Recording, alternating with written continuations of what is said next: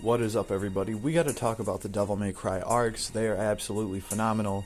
They do a lot of things for a lot of different characters. They're totally lit. The artwork is great. It's dark. I dig it. This is the Nefarious Usurper, and he is holding Nero's arm. Well, I think that's what's going on here. This is the guy that jacked Nero's arm, just ripped it right off of him. Very cool scene. And this is like the boss we've been fighting, right? So the arc is absolutely phenomenal. For dark damage, dark attack damage plus 16% chance for physical attacks to greatly lower enemies' defense and deal damage. Chance of skill attacks to nullify guard. This is all very nice, and it's great, especially for a dark damage character. Millum loves this. I was saying Millum's going to be great to run with some of these characters. Well, she's also going to love this arc. The arc gives you the forbidden fruit. This thing's absolutely narnar. The application here can be very good, right? This is kind of like you die, you get to come back. You don't die when your hit points is down to 15% or less. You greatly recover hit points.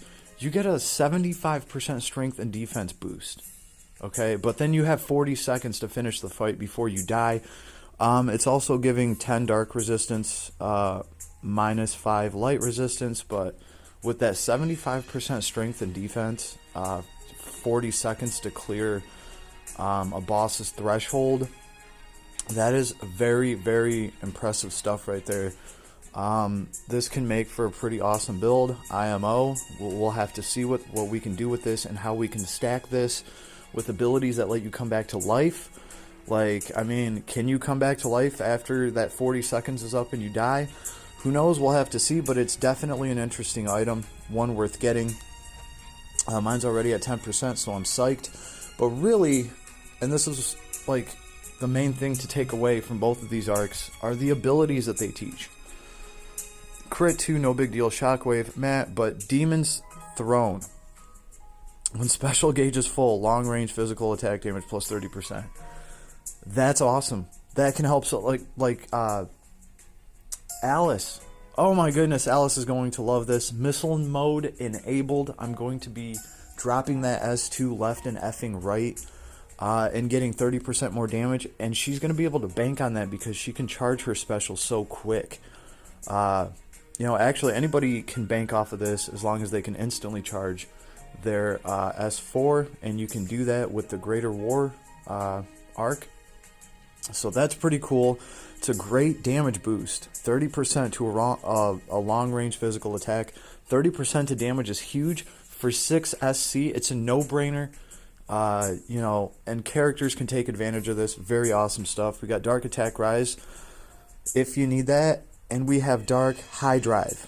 Dark High Drive is kind of new. This is pretty impressive. Dark physical and special attack power plus 30%, so that's very good stuff. Definitely worth the 11 SC. A lot of dark characters are going to be able to take advantage of that, from your rogues to your Millium. Absolutely love that girl. Just mentioned her not too long ago. And finally, the creme de effing creme. This is the power. 7 SC, skill power rise based on current skill stock. So when you have 6 skill stock, you get 20% more damage. Again, for like Alice, right? If I want to go full-blown missile silo mode, there's another ability on the other DMC5 arc that gives you +1 to all of your skill stock. So, you know, she could potentially have 6, 7 of those missiles, and she could be getting plus 20% damage to them when they're fully charged, and she can charge them super quick, and then you just get to dump that missile silo move like 7 times in a row. It can be pretty devastating. That's what I'm going to be doing with it, and that's just one example. That is just one example, right? Like, a lot of heroes can take advantage of this. Anybody that can charge their kit extremely fast and can actually charge those abilities up can just get these extra damage percentages. Absolutely amazing. And Demon's Throne, of course. That is just phenomenal. It only costs 6 SC, and for what you're getting out of it, it's a lot. I can see why so many people want this arc. Make no mistake, the other arc is very nice too. I dig it. It's got some custom stuff in it. The attribute, I don't have it like leveled up all the way, but when defeating an enemy recovers 3 seconds of SCT, this is going to be good for feeding your kit. Let's see, and in the event, the legendary Devil Hunter increase recovery by max 7 seconds based on style rank. So that is just something for this event, but pretty much this is an arc that will feed your kit, which, you know, for a lot of heroes, that's what you want. You just want their kit fed, especially if their kit is very powerful, and they're getting bonuses for having their skills stocked up, right? Something like this is actually going to help them stock their skills up and get to that extra 20%, 30%, whatever it is. On top of that, we do have Overture here. This is a fairly gnarly ass machine arm. It counts as, well, it counts as a gun, I guess. You do need equipped machine for this. It's Thunder attribute. It's given 15 defense, but it's given 187 strength. So that's 200 stat. That's very nice. And Thunder physical attack damage plus 20%. That is very impressive. 20% is very nice. A lot of application for this. Definitely a cool item. Mine's already at 25%, so I'm digging that. And then, of course, the skills, right? Curse resist, machine boost, cool. Creature shield, that's new, I believe. This is the first creature shield we've had. And actually, I think it's even a little bit cheaper. The other shields are like 9 SC. This one's 7. So that's pretty cool for all those tanks out there. We have auto haste, just in case you need that. It is 14 SC. I know that looks brutal. That is why we are so happy that pretty much all of these characters have haste already. Nero even has haste as part of his talent, or his trait, or whatever. Instead of actually having it... Well, we'll cover that in his video, but... Auto haste is here, just in case you need it for anybody else. But where it gets interesting is Phone Booth. At boss wave start, unit recovers 50% hit points, just in case you're wounded by the time you get to the boss, right? Also, 30 seconds SCT, which is very nice. It's going to charge your whole kit, and 10% of your special gauge. So this is going to help you charge up as soon as the boss wave starts. You're going to have a bigger arsenal to throw at the boss. Yes, it's going to cost 10 SC, but all of your skills charging up that quick and just giving you a bunch of stuff to dump, it's pretty nice. Purple Orb, 11 SC, but max skill stock 1. That can be manipulated by a lot of characters that can actually just charge their kit. I believe Balin has a move where he just stands there and charges up. Well, now all of your skills, instead of only bringing 4 or 5 of them, now you can bring 6 or 7 of them, or whatever you can jack that number up to. When they're all charged, that's 4 extra abilities that you get to drop in combat. That can increase your damage by a substantial amount, especially when you have characters that can manipulate the charging time of their actual abilities. And we have quite a few that can do that. Rem can use her ability to just start supercharging her abilities every turn, or every wave. Like at the start of every wave, she can just use that, and all her S1 through S3 charges super quickly. Does Alice have something like that? She might. There's just characters out that can manipulate their SCT recovery time greatly, and they can actually charge their kit up very fast, so it makes sense to be able to hold 6 or 7 of an ability if you can actually charge it up to full, especially with some of these other abilities from the other arc we just looked at. For 6 or 7 SC, that can give you 20% more damage when everything's fully charged, or 30% more damage to your long range physical attacks when your S4 is fully charged.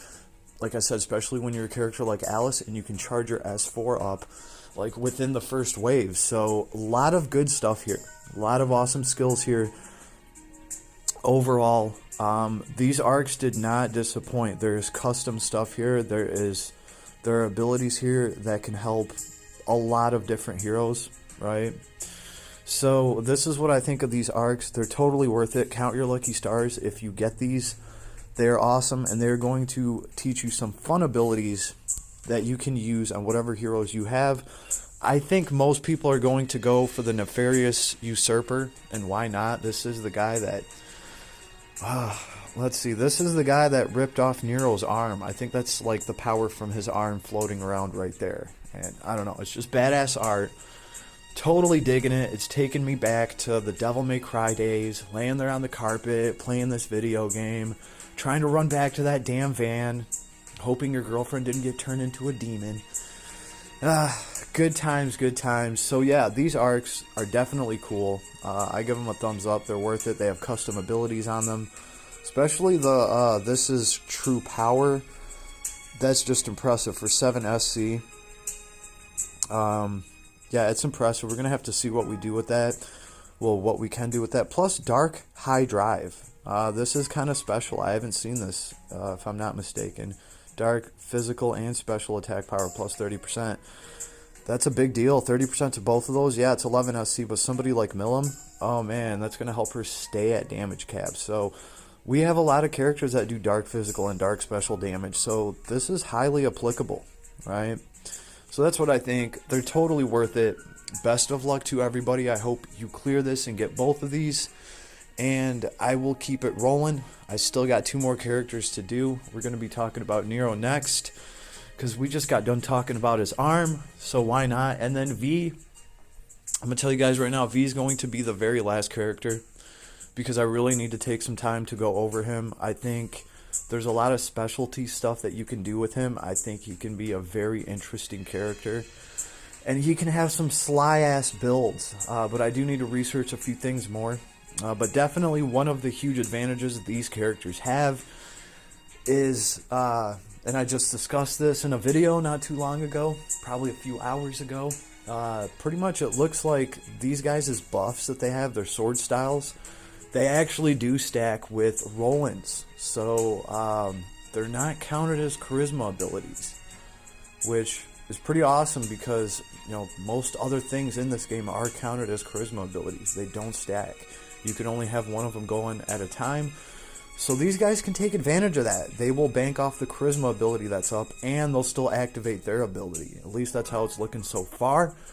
That gives them a pretty huge edge when you stop to think about what their abilities do. You're talking like 75% more damage to this, and just crazy off-the-chain abilities. And we're going to be talking about that a little bit more with Nero. I've already tested it with Dante. I'm fairly certain it works the same with Nero, but I'm going to find out right now. And then I'm going to start going over Nero because he has a very interesting play style, and you do have to understand how to control him. But that's more for later, and I will talk to you all soon. I hope you enjoy.